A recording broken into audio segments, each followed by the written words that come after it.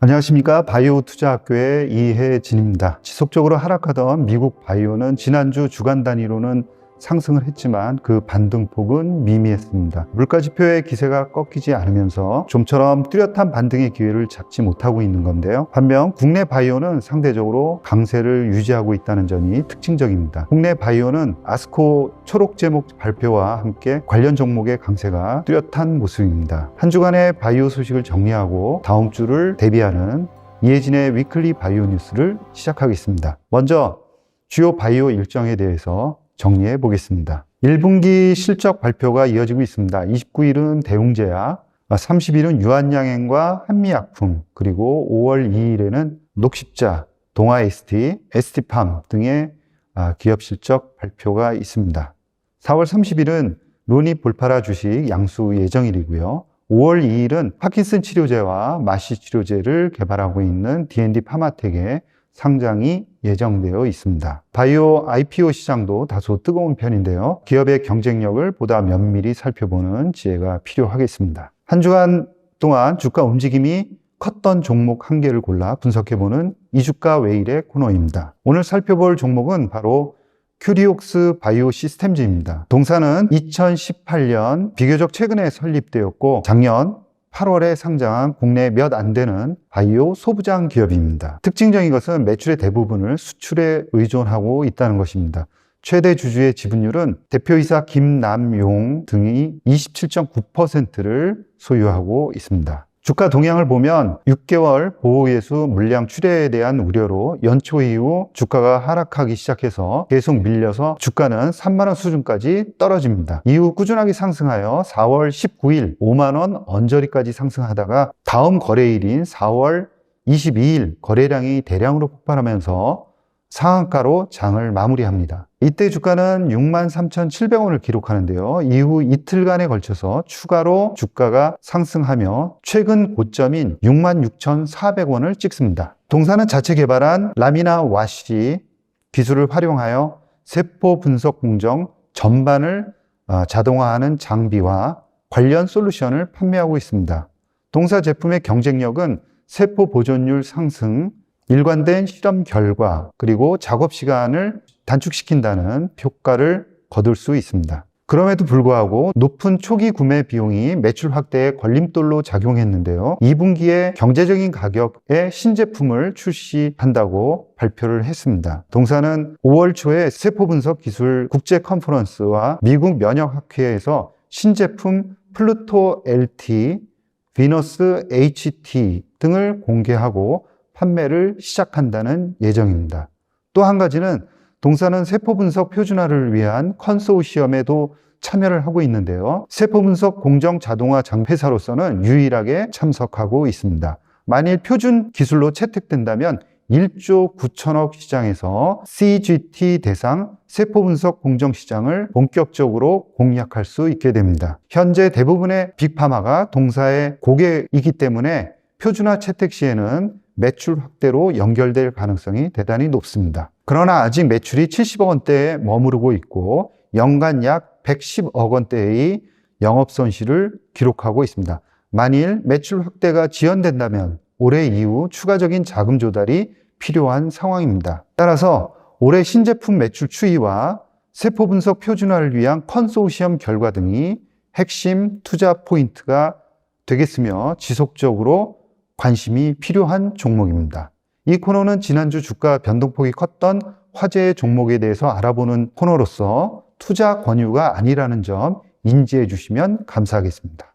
다음으로는 주간 바이오 시황을 정리해보는 시간입니다. 미국 4월 제조업과 서비스 구매자 관리 지수가 예상치를 밑돌았고 미국 3월 내구재 주문 변동률이 예상치에 부합하였습니다. 또한 1분기 미국 국내 총생산 증가율 속보치가 잠재 성장률 이하로 떨어져서 시장 기대치를 크게 하회했지만 페드가 주시하는 근원 개인 소비 지출 가격 지수가 전월 대비 0.3%, 전월 동월 대비 2.8% 상승해 예상치를 웃돌면서 물가 부담은 여전한 것으로 드러났습니다. 주요 지표인 미국 10년물 국채금리는 4.67%까지 상승해서 여전히 높은 수준을 유지하고 있는 상황이고요. WTI도 83달러 수준에서 큰 변동이 없는 상황입니다. 미국 바이오는 상승과 하락을 반복하다가 주간 단위로 보면은 1% 정도 상승하면서 장을 마무리했습니다. 그동안 하락에 비해서 반등폭은 매우 미미했다라고 볼 수가 있습니다. AGEN이라든가 베이진, 그 다음에 리커전 등의 주가 상승이 주간 단위로는 두드러졌습니다. 금리와 주가 모습을 보면 바이오텍으로 구성된 XBI와 10년물 국채금리를 살펴보면 역의 방향으로 여전히 움직이고 있는 모습이고요. 최근에 지정학적 위험으로 인해서 더욱더 크게 XBI는 빠진 상황입니다. 최근에 10년물 국채금리가 옆으로 횡보를 하면서 일단 주춤하게 멈춘 모습인데요. 얼마나 빠른 속도로 반등할지가 관건이다라고 보겠습니다. 그러나 최근 지표들 나오는 걸 보면은 뚜렷한 모멘텀을 찾기는 다소 어려운 상황이다라고 말씀을 드릴 수 있습니다. 아크지와 XBI의 모습을 보면은 아크지도 그동안 지수 하락폭이 컸던 상황인데요. 그에 비해서 지난주에는 지수가 보합세를 유지를 했습니다. 극히 약하다 이렇게 볼 수가 있고요.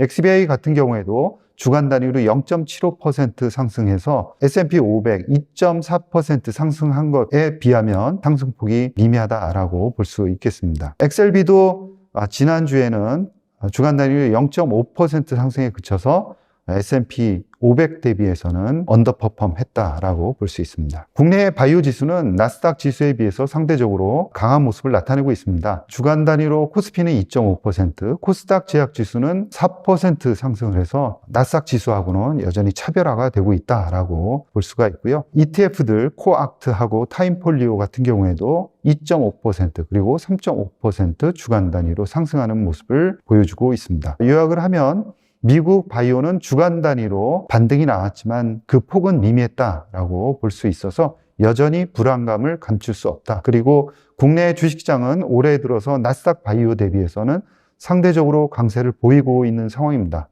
이는 펀더멘탈상 기업 가치에 영향을 줄 수 있는 개별 종목들 이슈들이 포진해 있기 때문으로 분석이 됩니다. 그래서 금리 인하가 현재 지연되고 있는 상황이기 때문에 임상 데이터, 그 다음에 기술 수출 가능성, 그 다음에 보유 현금 흐름 등을 종합적으로 고려를 해서 포트폴리오를 짜는 전략이 중요하다라고 보고 있습니다. 다음으로는 주간 바이오 산업 동향에 대해서 정리해보는 시간입니다. 이뮤니티 바이오는 FDA가 병용요법에 방광암 치료제를 승인했다고 밝혀 주가도 크게 반영을 했는데요.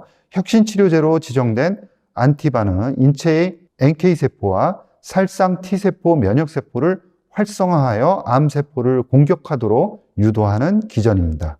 인터루킨 15을 자극하는 면역치료제인 안티바는 BCG 백신과 병용으로 BCG 무반응 근육 침습성 방광암 환자 치료제로 승인을 받았습니다. 평가 가능한 환자 77명 중에서 완전 관해율이 62%로 나타나 대단히 높은 관해율을 보여주었고요. 2023년 11월 컷오프 완전관의 유지율은 47개월을 나타내고 있습니다. 그리고 아직까지 데이터 숙성이 진행이 되고 있다라고 발표를 하고 있습니다. 다음으로는 미국 바이오가 본격적으로 실적 발표 기간으로 돌입한 가운데 기업들의 양호한 1분기 실적을 발표하고 있습니다. 지난주에 20개 종목이 실적을 발표했는데요. 이익이 예상치를 하회한 기업이 하나도 없었습니다. 그리고 예상치 수준으로 발표한 기업이 1개, 나머지는 모두 예상치를 상회했습니다. 매출액 측면에서 본다 그러면 2개 기업이 예상치를 하회했고 1개 기업이 예상치 수준, 그리고 나머지 업체들은 모두 예상치를 상회했습니다. 높은 금리에 대비하기 위한 선구조조정 효과가 나타나고 있다라고 볼 수가 있겠습니다. 지난주에 기업 실적을 발표한 대표적인 기업들을 보면은 에피라든가 길리어드, 그 다음에 머크라든가 BMY, 바이오젠 같은 기업들이었고요. 오는 주에는 화이자라든가 CVS, 모더나, 암젠, 일라이 릴리 등이 실적 발표를 할 예정입니다. 다음은 국내 기업들의 소식을 전해드리겠습니다. 동아 ST가 항체 약물 결합체 ADC 바이오시밀러를 개발한다라고 선언을 했습니다. 인천 송도에 확보해 놓은 부지에 ADC 공장을 건설해서 2030년부터 바이오시밀러를 출시한다는 계획입니다. 계열사인 ST젠 바이오와 협력을 해서 ADC CDMO에도 진출을 하겠다라고 밝혔습니다. 최근에 ADC가 각광을 받으면서 삼성 바이오로직스라든가 조금 전에 전해드린 대로 동아 ST 같은 주요 업체들의 진출이 활발하게 진행이 되고 있다라고 말씀드릴 수 있습니다. 다음은 큐로셀과 관련한 소식인데요. 큐로셀이 카티, 안발셀의 첨단 바이오 의약품 신속 처리제도 대상 지정을 식약처에 신청했다고 발표를 했습니다. 첨단 바이오 의약품 신속 처리제도는 생명을 위협하는 질환이나 중대한 질환 치료제에 대해서 의약품을 보다 신속하게 시장에 출시하도록 돕는 제도다라고 설명을 드릴 수 있습니다. 큐로셀은 이번 신청을 통해서 3분기에 신속 처리 대상으로 지정받은 후에 신약 허가를 진행해 내년 하반기에 시장에 출시하겠다라는 계획을 발표했습니다. 다음은 루닛과 관련한 소식입니다. 루닛이 아스코에서 AI 바이오마커 연구 초록 7편을 발표를 합니다. 이번 발표에서는 주로 루닛스코프를 활용한 연구 성과 7편을 발표를 하게 되는데요. 특징적인 것은 대부분 루닛스코프 솔루션에 대한 연구가 집중되어 있어서 현재 높은 성장률을 보이고 있는 ADC 그리고 면역관문 억제제와 동반진단 솔루션 협업 가능성을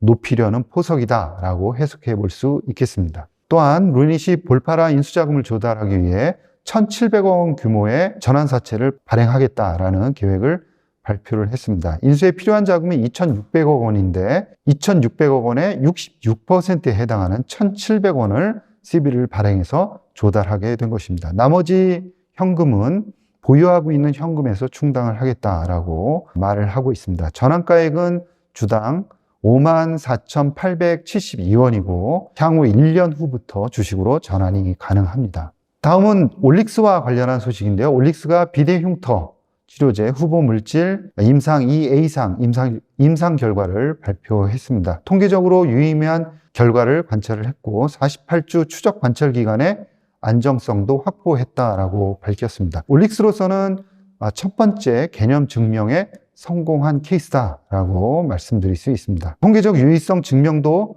굉장히 중요하긴 한데 이번 임상에서는 미용적 치료의 성격이 강한 특성을 가지고 있기 때문에 임상 현장에서 임상적 치료 효과를 얼마나 긍정적으로 평가하느냐가 굉장히 중요할 것 같고요. 이러한 평가가 향후 임상 협업이라든가 상업화를 위해 더욱 중요하다라고 말씀드릴 수 있습니다.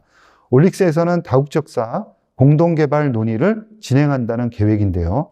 성사 여부를 지켜봐야 할 것 같습니다. 이상으로 이혜진의 위클리 바이오 뉴스를 마치겠습니다. 새로운 기업 탐방 콘텐츠를 준비 중입니다. 시청자 여러분이 궁금하신 기업들을 댓글로 남겨주세요. 또는 인터뷰를 희망하시는 바이오 기업 관계자분들께서는 댓글에 있는 메일로 연락 부탁드립니다. 감사합니다.